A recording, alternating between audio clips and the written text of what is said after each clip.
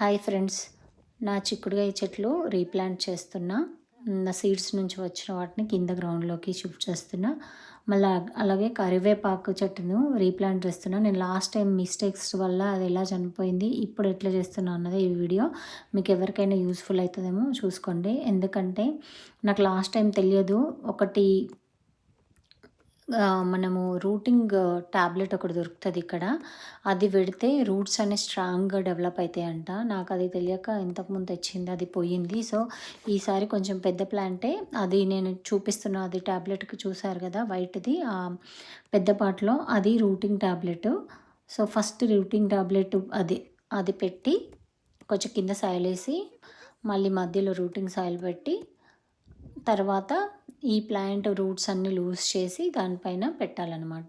అలా పెట్టి మనకి రూట్స్ షిఫ్ట్ చేసినప్పుడు అంత హెల్తీగా ఉండకుండా చచ్చిపోతాయి కదా, అట్లా కాకుండా ఇది సేవ్ చేస్తుంది అన్నమాట ఈ రూటింగ్ టాబ్లెట్.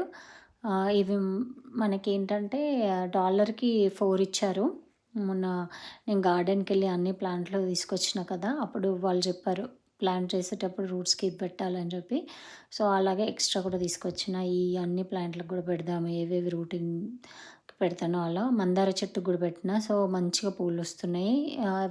గ్రౌండ్లకు మార్చినప్పుడు ఏ ప్లాంట్ అయినా గ్రౌండ్ కానీ రీపాట్ చేస్తున్నా కానీ ఇవి పెడితే బాగా హెల్తీగా ఉంటాయంట. సో అలా తెలియక నేను మల్లె చెట్టు పోగొట్టాను, మళ్ళీ యాపిల్ చెట్టు, అట్లా కొన్ని చెట్లు పోయినాయి. ఎందుకంటే ఇంత ఇంత రేట్లు పెట్టి తెస్తాం కదా. సో మీకు కూడా మీ ఏరియాలో మామూలుగా గార్డెన్స్లలో వాల్మార్ట్లో ఆన్లైన్లో కూడా దొరుకుతాయి, చూసుకోండి. మీ ఏరియాలో ఎక్కడ దొరికితే అక్కడ తెచ్చుకోండి.